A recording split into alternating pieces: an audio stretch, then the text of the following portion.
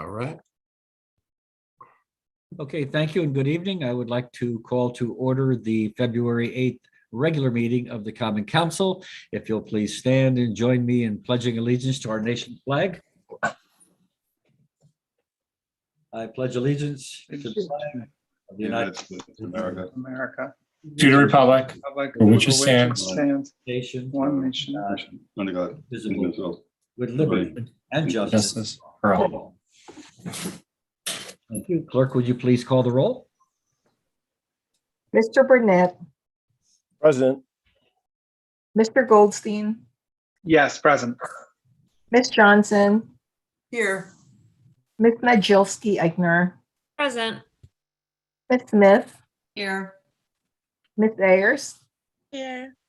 Mr. Uvelman, Present. Ms. Revelous, Here. Ms. Young,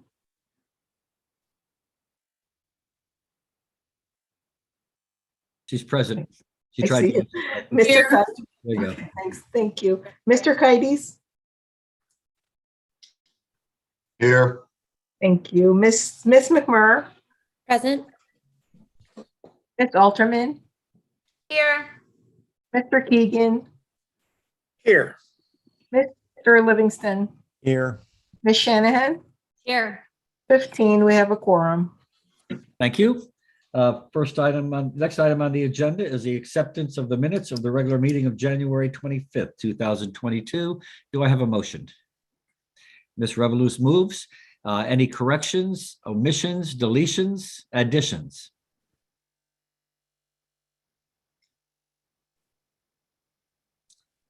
Seeing none, all in favor of approving the minutes as submitted? Opposed? And abstentions? Mr. Goldstein is abstaining. Motion carries. Next on the agenda is public participation. Mr. Manzi, do we have anybody who wishes to address the council? If you'd like to address the council, please raise your hand electronically now by clicking the raise hand icon on the bottom of your screen. And please state your name and address for the record.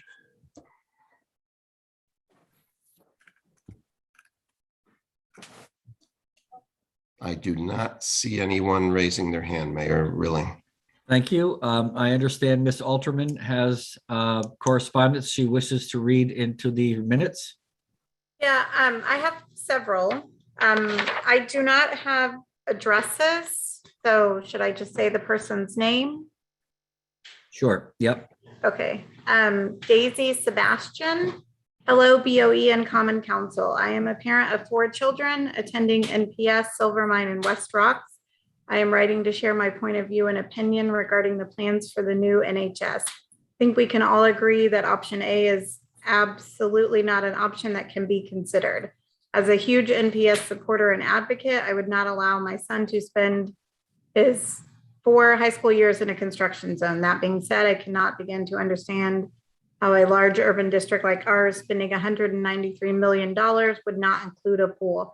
This is unacceptable. Where would our swim team practice, as well as the many children throughout Norwalk that participate in rec swimming?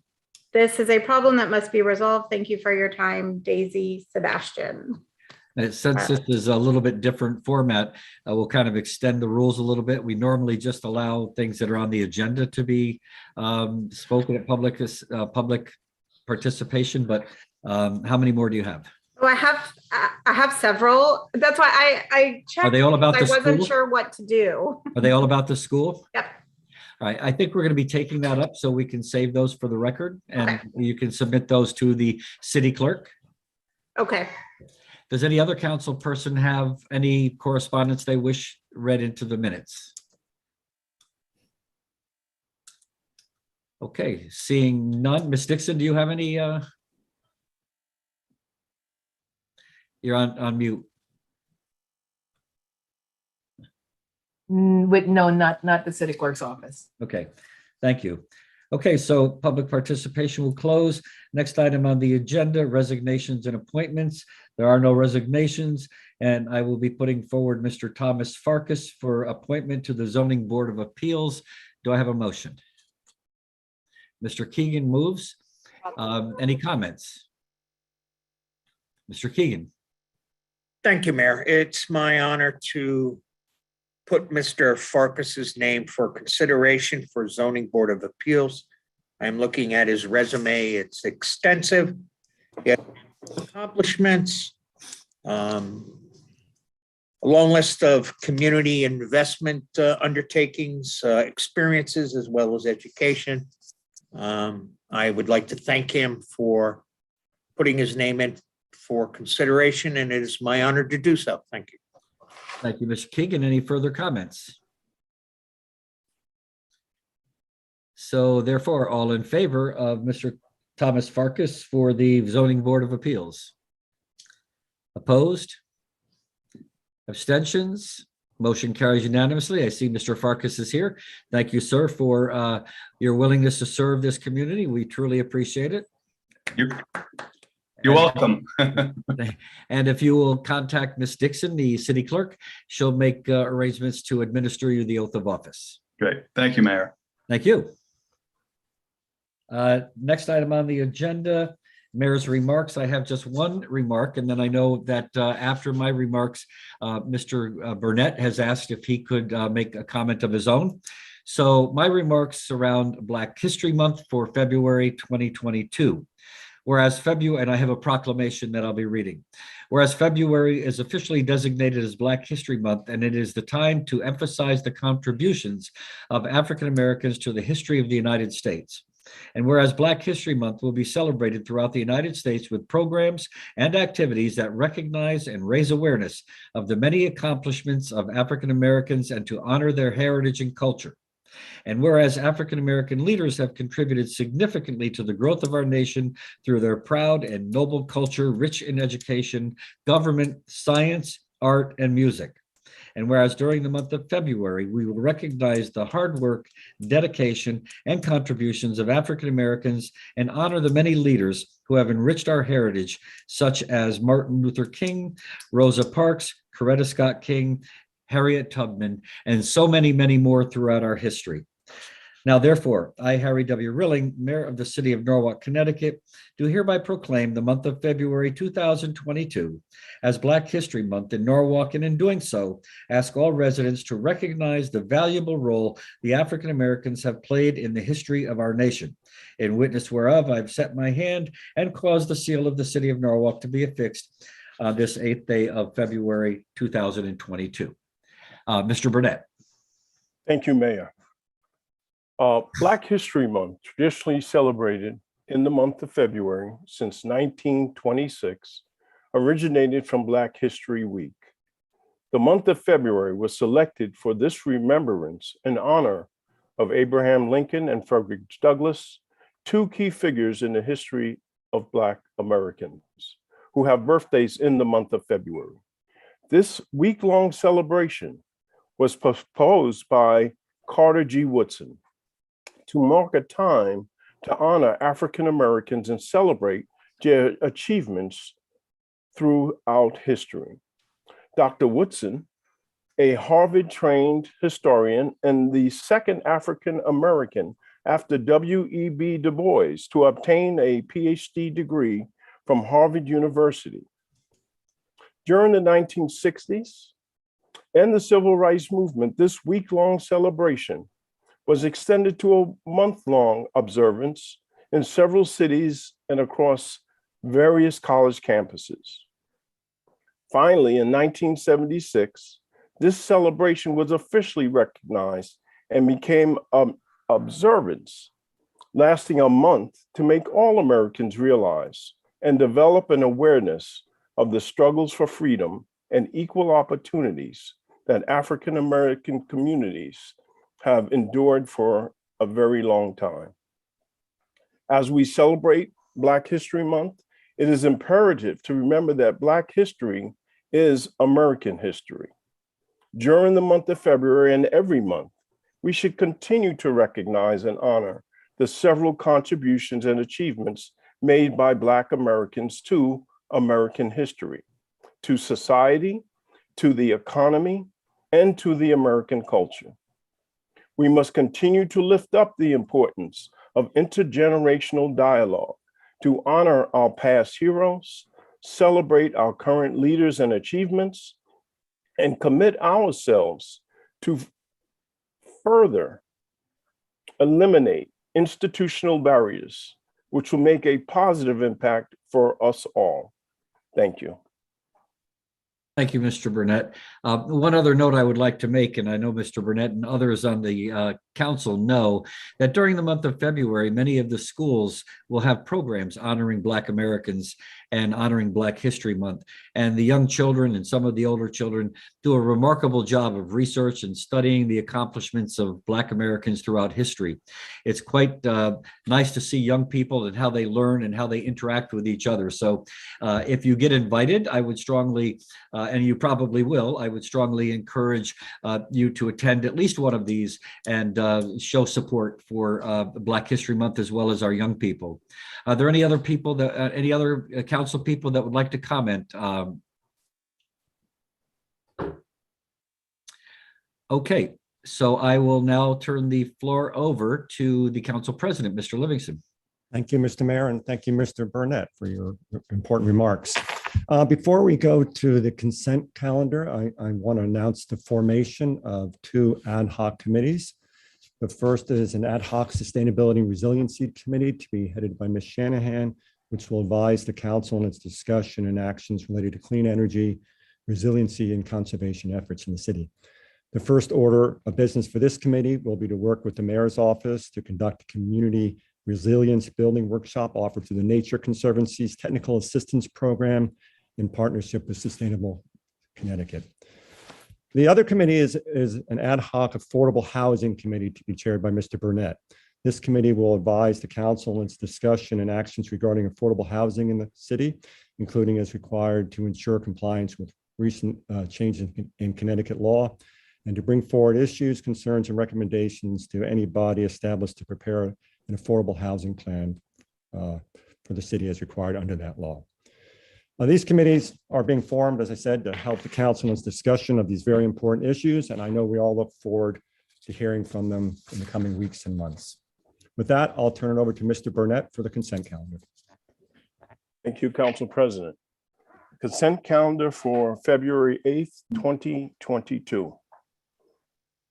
Item 7A under Recreation, Parks, and Cultural Affairs Committee. Item 7A1, authorize the mayor, Harry W. Rilling, to enter an agreement with JS Endurance for the use of Veterans Park Memorial and immediate surrounding grounds for the Sono half-mile 5K and Kids Run to be held Sunday, October 2nd, 2022 from 8:30 a.m. to 12 o'clock p.m. Setup will begin Friday, September 30th, 2022 at 8:30 a.m. with tear down no later than Sunday, October 30th, 2022 at 3 o'clock p.m. Approximate attendance, 1,800 people. Item 7B, Public Safety and General Government Committee. Item 7B2, authorize the mayor, Harry W. Rilling, to execute an agreement with Fleet Auto Supply under RFP project number 4123 for the uplift of police vehicles each year for an amount not to exceed $200,000 per year for an initial term of 3 years with 2 optional 1-year renewals, account number noted. Item 7B3, approval of the elimination of the ordinance bonus pool. Item 7C under Public Works Committee. Item 7C1, authorize the mayor, Harry W. Rilling, to execute an agreement between the City of Norwalk and Teagan Bond, Inc. for professional engineering services for project 4177-DRG 2022-1, design and permitting for Lockwood Lane and Heather Lane storm drainage improvements on an hourly basis for a sum not to exceed $256,000, account numbers as noted.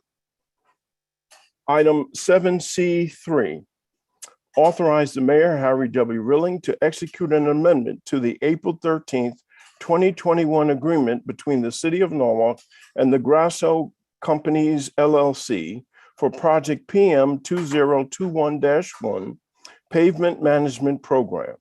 The amendment is to extend the agreement for a period of 1 year at a sum not to exceed $1,535,029.39, with an option of a potential amendment after the new fiscal year funds become available. Account numbers as noted.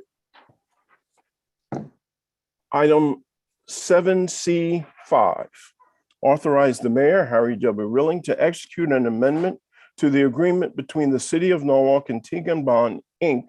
for construction, inspection, and observation services to extend the agreement of the first two optional additional terms of 1 year billable on a hourly basis for an amount not to exceed $200,000, account numbers as noted.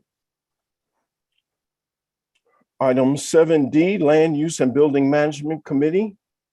Item 7D1A, authorize the mayor, Harry W. Rilling, to execute an agreement with Gill & Gill Architects, LLC, to provide architectural design services for the Nathan Hale and West Rocks bathroom renovation projects for a total not to exceed $19,440, account number as noted.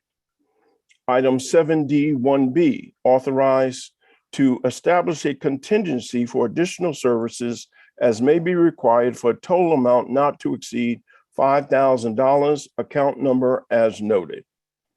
Item 7D2A, resolved that the Norwalk Land Use and Building Management Committee is hereby established by the Building Committee with regard to the Rowayton Middle School asbestos abatement project.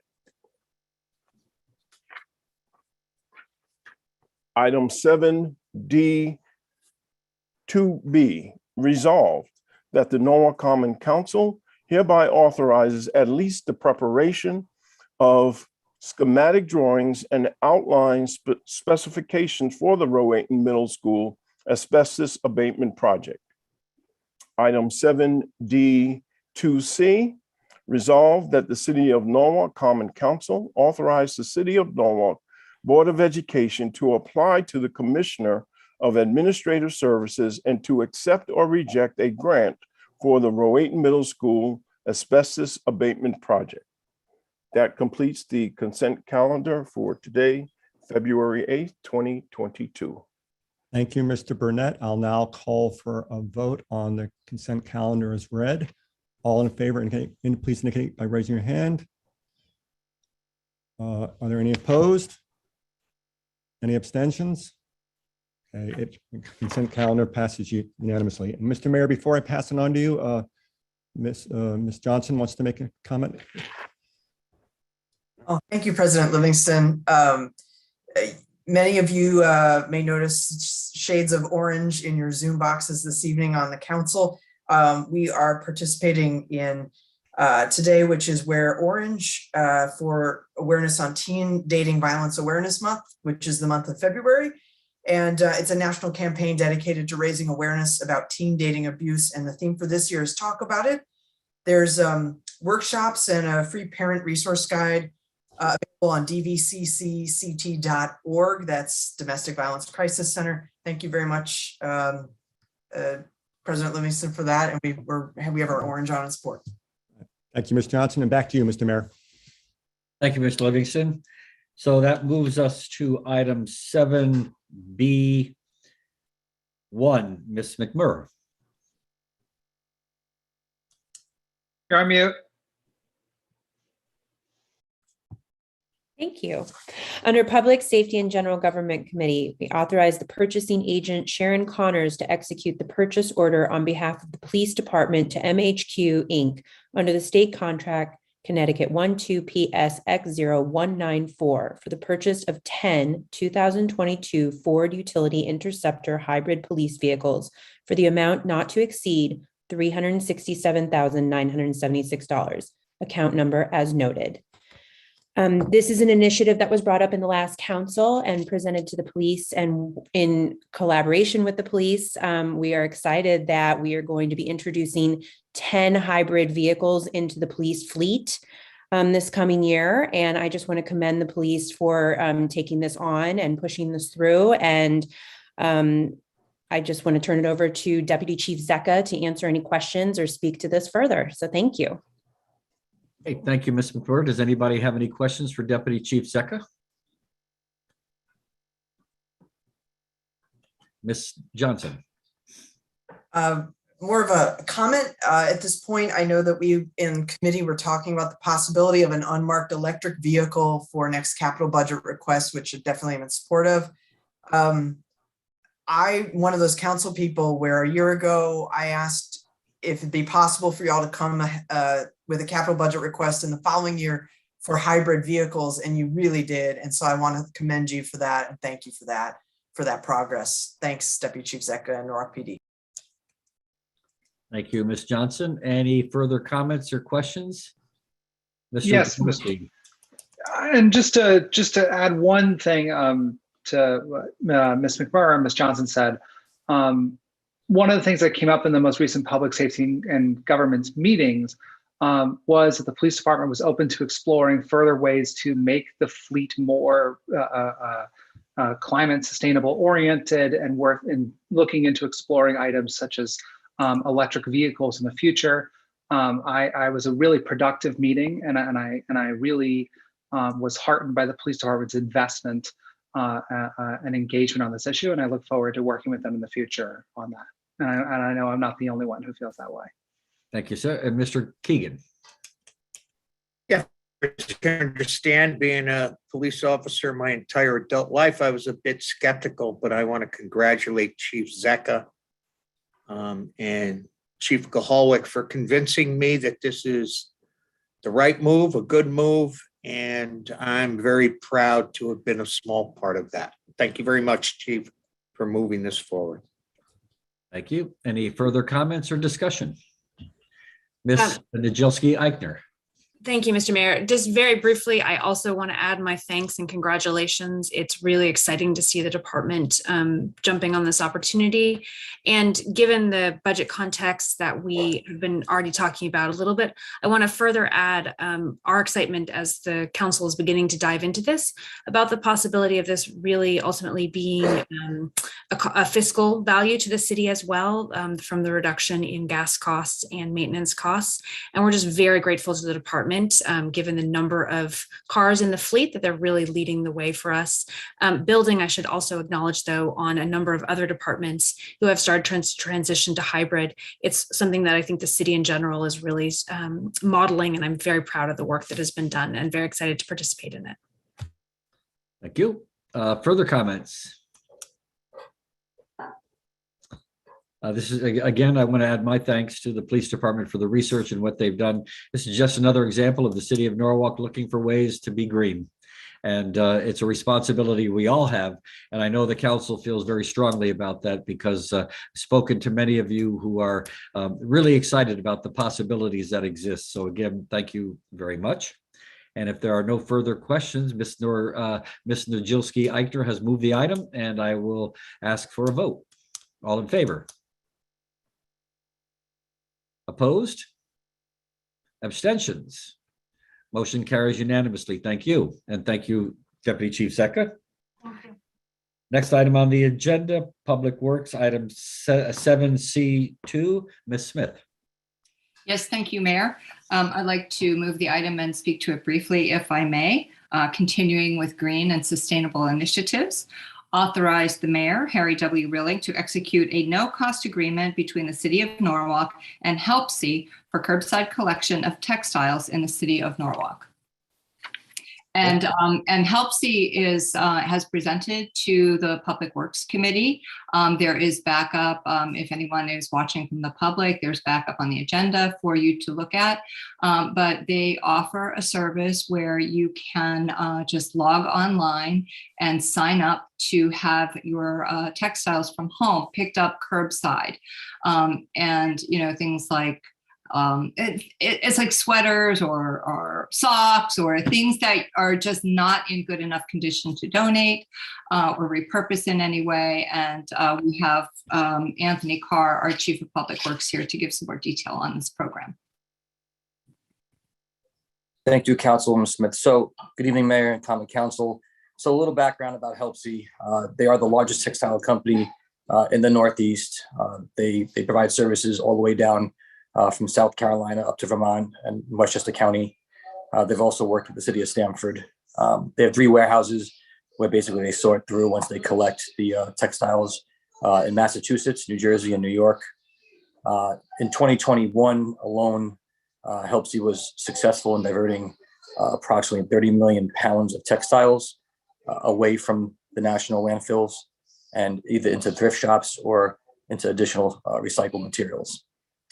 This is a zero cost agreement. And in fact, this agreement is a revenue generator for the city. We are receiving approximately 2 cents per pound of textiles that are recovered or recycled. And that math calculates into $40 a ton. And why that's important, and just to give the numbers some relevance, the $40 a ton is what we'd collect for the revenue side, but it also offsets an expense, which is our per ton cost of getting rid of our garbage, also known as municipal solid waste. And that cost right now is $95 a ton. I believe in July 1st, it goes up another $2 to $97 a ton. So not only is this a sustainable initiative that I know the mayor was very much in favor beginning from last year, we had spoke to the administration about implementing this program. First, we wanted to get the food scrap compost pilot program up and running, and it is a very successful program in its 2nd fiscal year. So we wanted to turn our attention now to the textile recovery program or recycling program. This also complements, again, our current recycling program, our food scrap composting program, the MSW program that we have currently, and also the yard waste program. And how this works basically, this at a high level, is that there will be a link on our city website that brings you to HelpSee's website. On our website, we'll give a little bit of background, what are textiles, what's in, what's out. We'll educate the public and inform the public about exactly what the material is, what this program does, and what it's looking to do. Kind of answer the how, what, when, and whys. But there'll also be a link in there to HelpSee's webpage where you can visit the website or you can call. There is a phone number available that you can contact HelpSee to provide curbside collection. So you fill out this form, the geographies and the manner in which that you could actually request a curbside pickup is segregated by zip code. And it also HelpSee is doing a very good job, as they've done in the past with other municipalities, of not having conflicts or presenting conflicts on garbage or recycling collection routes on the days within certain zip codes. So that's something that I know Mr. Torrey, our superintendent of operations, who's present tonight, and Ms. Palladino, our waste program manager, will work diligently with HelpSee to ensure that there's no conflicts between the garbage, the recycling, and the textile recycling. And again, a little bit about what the material is. It's footwear, clothing, accessories, hats, bags, belts, gloves, ties. We will put together what's in, what's out list, much like we do for garbage and recycling. The material has to be in dry condition. It doesn't necessarily need to be in good quality condition, but it needs to be dry. And it also needs to be odorless. The company also affords residents to use whatever bag they choose or compartment or container. I mean, you can put really the clothing and the textiles into anything, as long as it's labeled and obviously the pickup scheduled. Again, and this is also another good statistic to ground truth where we're going with this, that the US EPA estimates approximately 85% of all textiles end up in the national landfills. So, and this accounts, high level again, approximately 6% of all residential and commercial garbage in the United States. Well, MSW, so that's just garbage, it's not recycling. Again, this is an important initiative. We understand the importance of sustainability, and also too for the recycling, for the textiles that are not able, with a higher quality textiles, they are resold to thrift shops. So this is a sustainability initiative and also humanity initiative.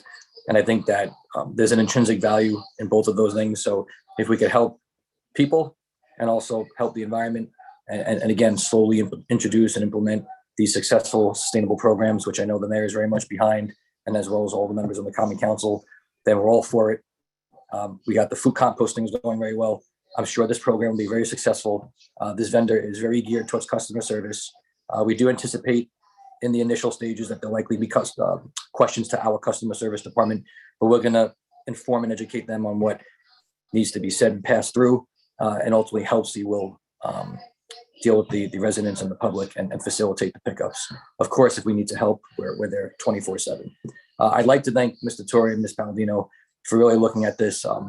Again, this agreement's only for curbside collection. We already have a different vendor at the transfer station that provides bins for the recycling. So we wanted to try this out or pilot for at least a year. That's the term, the no-cost agreement, and see how HELPC reacts and responds to our needs and the community. And again, we anticipate nothing but success with them, but we're starting out with just the curbside. And I believe we have 2 or 3 years left with another vendor for the bins that are at the transfer station. So for now, it's just curbside collection. And again, Chris, great job. And Jessica, thank you for working with HELPC and weeding out the details to make this work. So thank you, Chris, and thank you, Jessica, and Mayor and Common Council for the support. Thank you, Mr. Carr. Mr. Livingston? You're on mute. I'm on mute, but Ms. Halterman was first, I believe. Oh, I just was curious if you could share where people can access the link for this program. I know it's not active yet, but I would like to start promoting it. I think other people would too.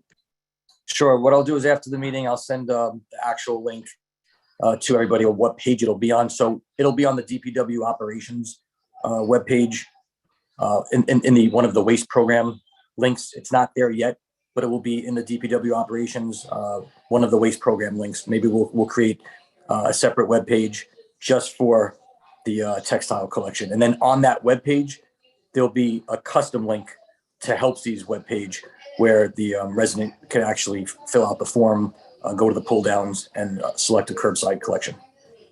Thank you. That's great. You're welcome. Mr. Livingston? Thank you. Just first a question, then a comment. So, Mr. Carr, I believe we talked about it being a program commencing around in April, maybe, hopefully around Earth Day. Is that correct? Maybe just want the. Yes, Mr. President. So from the date of the execution of the contract, so following this meeting, it'll take the law department 10 to 14 days to generate the contract. We then have to provide it to HELPC to execute. So upon contract execution and agreement, the program can be launched within 6 to 8 weeks. So that would place us strategically before Earth Day.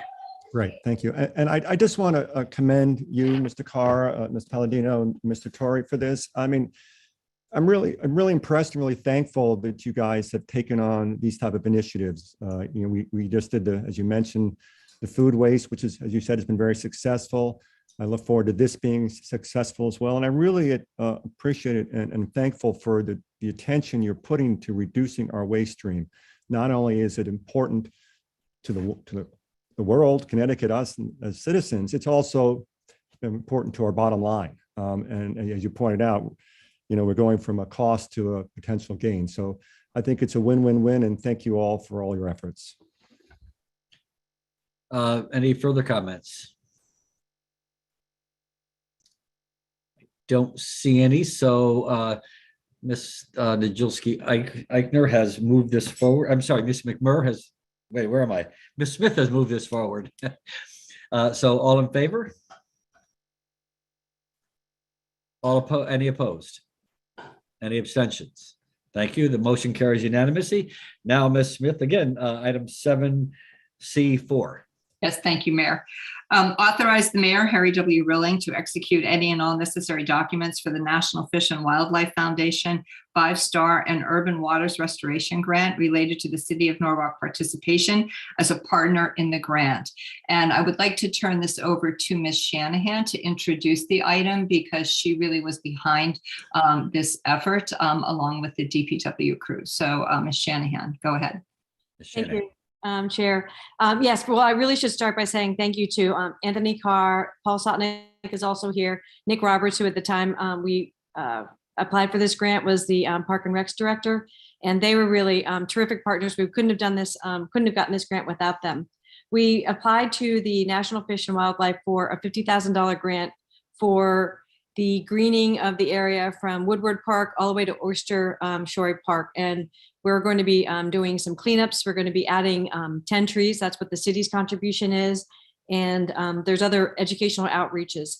This is a really great combination of not-for-profits and the city combining together to do good work in Norwalk. This grant was applied for by the Norwalk Land Trust and the Norwalk River Watershed Association. Louise Washer, who was my partner in this. Highstead is going to be our program director, and there was other partners as well within the city, including the Norwalk Tree Alliance, the Rowayton Library, and other community volunteers. So it was a great group effort. We could not have done it, could not have gotten this $50,000 grant without DPW and Park and Rec's participation. What I love about working with them is when I come to them with these crazy ideas, they always start with yes, and then somehow we find a way to get it done. So thank you very much, Anthony and Paul and Nick, wherever you are right now, for saying yes to this one. And we're delighted to add $50,000 to the bottom line, basically for more greening of Norwalk. Thank you for giving us the opportunity to talk about it. Thank you, Ms. Shanahan. Mr. Livingston. Yeah, I just want to point out that as Ms. Shanahan was giving in the thank yous, I want to thank Ms. Shanahan because it would not have been possible without her. All her work before she was even elected. So it's much appreciated, and it's going to greatly benefit the city. And I'll just point out that the three items we've been speaking about today, all with the hybrid cars, the waste reduction, and now the trees, all I think demonstrate pretty clearly this council's focus and commitment on sustainability. So I think that's great. And thank you, Ms. Shanahan and Mr. Carr and your team for this as well. Thank you. Ms. Young. Thank you, Mayor. Paul or Anthony or Vanessa, so I know we've talked about the tree canopy in Norwalk as being, lesser than our surrounding towns. And I know that we've had a lot of conversations and good work around trying to change that. So do we have any idea, with all the grants that we've received and the plantings that we plan to do and have done, what that percentage of increase will be, or what's our target for the increase in our tree canopy, specifically in South Norwalk, because I think that's where the numbers were the lowest. Do you have any idea, or are we about that?